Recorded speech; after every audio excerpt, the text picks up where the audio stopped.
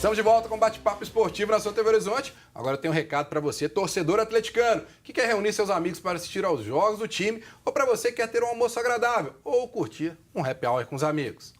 Puleiro é um bar temático super agradável e descontraído, com gastronomia mineira de primeira, variedade de bebidas, boa música, telões para acompanhar os jogos do Atlético e uma agenda bem variada durante a semana, onde você pode curtir o melhor happy hour de BH. Fique ligado nas promoções e atrações do Puleiro pelas redes sociais. Instagram, @Puleiro. Diversão, boa música e comida boa. Você encontra no Puleiro, na Avenida Francisco Sá, número 76. Pessoal, todos os dias tem almoço no Puleiro. Prato executivo por apenas R$ 12,90, de 11 da manhã até as 2h30 da tarde. Passe lá e confira na Avenida Francisco Sá, número 76, no Prado. Agora, vamos falar do Atlético. Atlético foi a Porto Alegre no sábado e amargou uma derrota por 1-0 para o Grêmio. Vamos aos melhores momentos do jogo?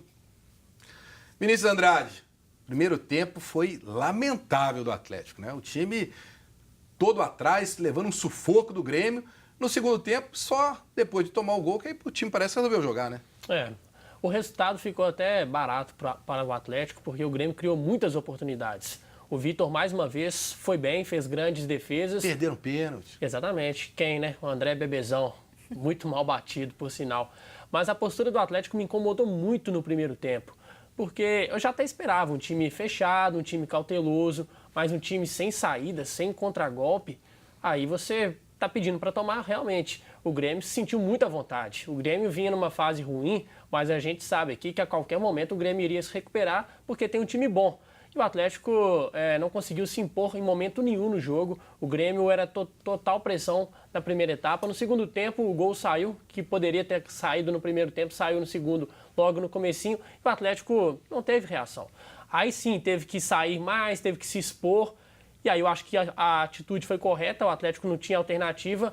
Mas falta também a qualidade no elenco. Rodrigo Santana olha para o banco de reservas e não tem a qualidade. Ele colocou o Giovani, que foi um jogador que entrou bem, agora está dando mais oportunidades para o Bruninho, e aí eu acho até melhor colocar Bruninho do que ficar insistindo com o Terans, com o Natan, porque pelo menos é um ativo do clube, mas não dá para jogar a responsabilidade também no Bruninho, que ainda não está totalmente confiante, né, com a camisa atleticana.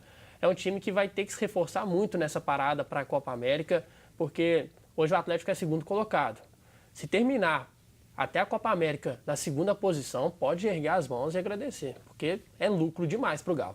Pois é, Thaís, a torcida do Atlético que a gente vê pelas redes sociais, ela está mordida porque ela coloca um acovardamento. O time do Atlético está covarde, quando joga principalmente fora de casa, né? Contra a União Lacareira, já teve uma série de manifestações em redes sociais reclamando pelo resultado, pelo que o time apresentou, ou melhor, não apresentou. E contra o Grêmio, de novo, no sábado, a gente vê um time do Atlético que não tem uma criação de jogada. Você acha que o Atlético é muito dependente do Casares? E quando a gente vê um Casares de novo no sábado não jogando absolutamente nada, o time cai? Pois é, Breno, quando a gente vê essa postura do Atlético jogando com as linhas muito baixas, um time extremamente recuado.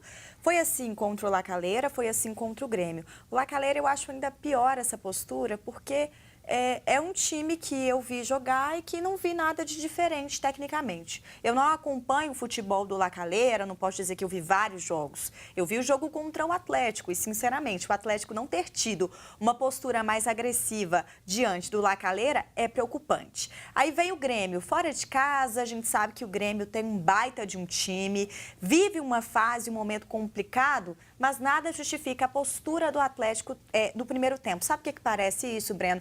Parece síndrome de pequinês. Grêmio e Atlético são duas equipes gigantes, né? O Grêmio tem essa postura de um gigante, teve, fazendo sua obrigação mesmo, né? De partir para cima, de tentar, de buscar o gol, de propor o jogo o tempo inteiro. O Grêmio deveria fazer isso. É a postura que a gente esperava do tricolor gaúcho. Só que nem de longe é a postura que a gente esperava do Atlético. O time ter, como o Vinícius disse, um pouco mais de tranquilidade. Isso é sensatez, de você esperar o momento certo para atacar, de encontrar os espaços. Isso é sensatez. Ok, mas um time ficar o tempo todo amedrontado na defesa. Foi um jogo, primeiro tempo, de ataque contra defesa, ataque contra defesa. Vem segundo tempo, mas o Atlético melhorou.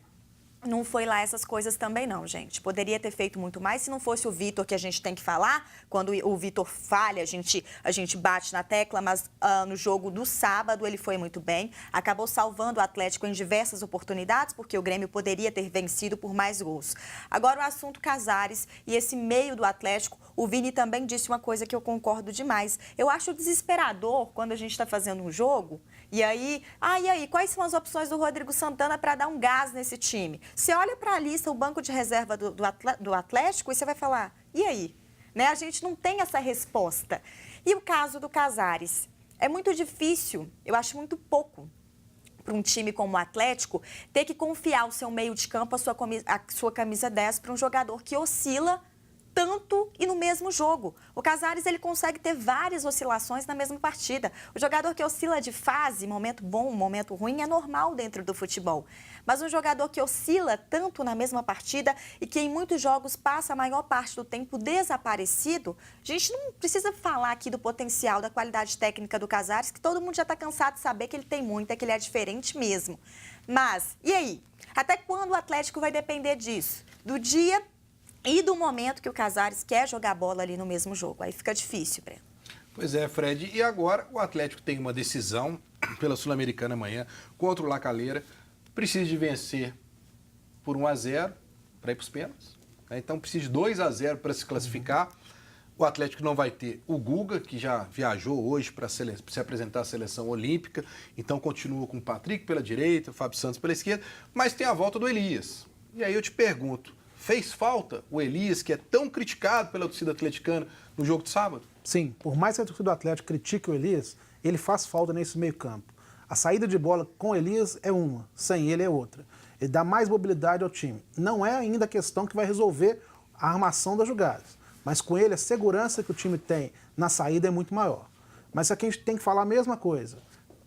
O elenco não é qualificado para aguentar uma temporada tão desgastante como será essa. O brasileiro de 38 rodadas, a Sul-Americana, exige mais do elenco. O Atlético está correndo atrás do reforço? Está. A gente tem a informação que está indo no Uruguai buscar alguns jogadores até com passagem pela seleção sub-20, está disputando o Mundial agora. Mas é a mesma coisa. A gente até comentou aqui, né, Vinícius? Vai ser um novo Terrans? Vai chegar um garoto de 19, 20 anos para resolver? Não é isso. O Atlético precisa de pessoas que cheguem e resolvam a situação. O Elias dá um upgrade nesse meio campo, mas ainda falta mais coisa. O ataque, a gente falou sobre o Ricardo Oliveira aqui, pega os últimos jogos, veja quantas finalizações o Ricardo Oliveira conseguiu fazer. A bola não chega? Não chega. Ele é um centroavante de menos mobilidade do que outros nós conhecemos? Sim. Então o time tem que jogar em prol dele. Ou então ele tem que sair do time e colocar outro que dê mais mobilidade. Cabe ao treinador também fazer essas alternativas. Para amanhã, União La Calera, gente, respeito é bom, claro, mas é um time da prateleira de baixo do futebol sul-americano. O Atlético tem que se impor jogando em casa. Agora, Vinícius, e a gente também vê muita cobrança da torcida em relação a essas atitudes do Rodrigo Santana, colocando muito um comparativo por ele ter vindo do RT. Ah, ele está agindo com o Atlético como se fosse um time pequeno e tal. Você enxerga isso? Você acha que existe alguma situação disso? Porque a gente sabe que a torcida, às vezes, também exagera muito nas críticas, né? Eu acho exagero, Breno. Como a gente já falou aqui, não existe só uma forma de você vencer. O Fábio Carille, quando foi campeão pelo Corinthians, campeão brasileiro, foi da mesma forma. O Corinthians jogava de forma parecida, só que de forma mais eficiente, porque o time encaixou melhor, foi um encaixe até rápido. Mas jogava assim também, fechado, com as linhas recuadas, só que com uma força muito grande no contra-ataque, e com peças lá com maior poder de decisão. Eu acho que é isso que está faltando no Atlético. Não é o problema só do esquema. As peças que precisam agredir o adversário não estão funcionando. Vamos dar uma passadinha então com a Renata e a participação do pessoal de casa. Então vamos lá. O Victor Augusto falou que o Atlético fez pouco para empatar a partida. A falta de qualidade de alguns jogadores ajudaram a tomar decisões erradas quando poderia definir melhor.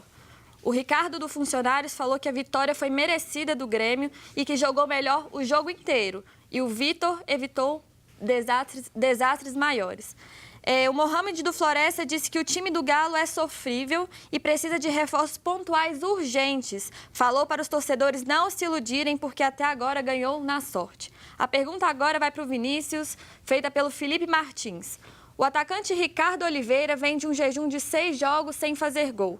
Será que seria uma má fase do jogador mesmo ou a dificuldade do Atlético em criar jogadas, fazendo com que a bola não chegue muito no Ricardo Oliveira, que é um grande atacante?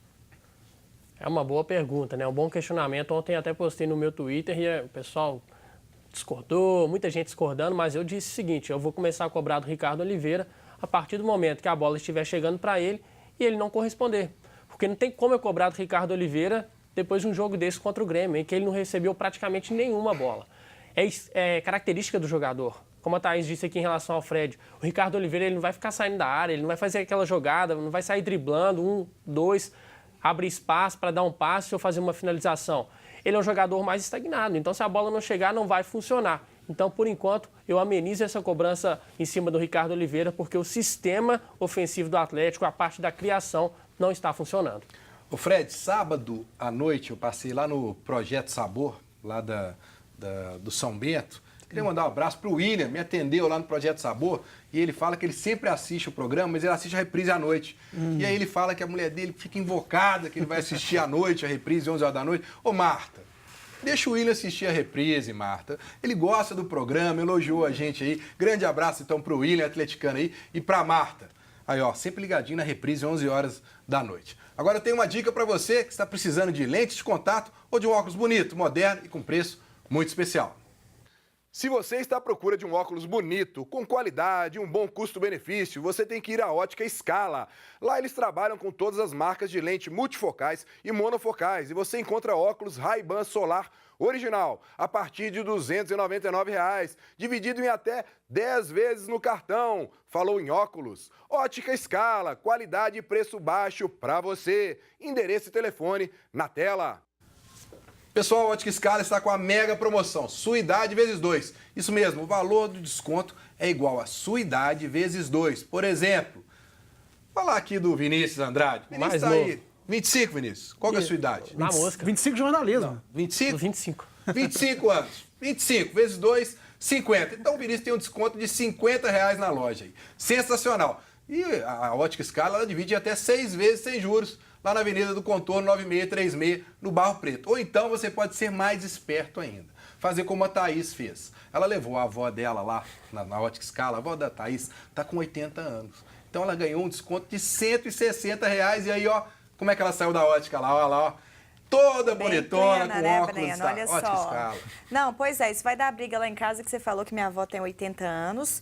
E só um detalhe para falar do óculos da Ótica Scala, faz sucesso mesmo, hein? O nosso amigo Tiago Fernandes, eu tô sabendo que ele arrasou nas noites belo-horizontinas após usar os óculos aqui O da Samba Ótica Prime Scala. que o diga no sábado. Pois é, Tiagão então, fez assim, sucesso lá com óculos Scala. Bom, vamos falar de sorteio de ingressos, né? Eu já ia esquecendo do sorteio dos 2 pares de ingressos aí pro jogo do Atlético amanhã. Então fica ligadinho aí. Você tem que responder aí quais foram os anos das conquistas do Atlético da Conmebol.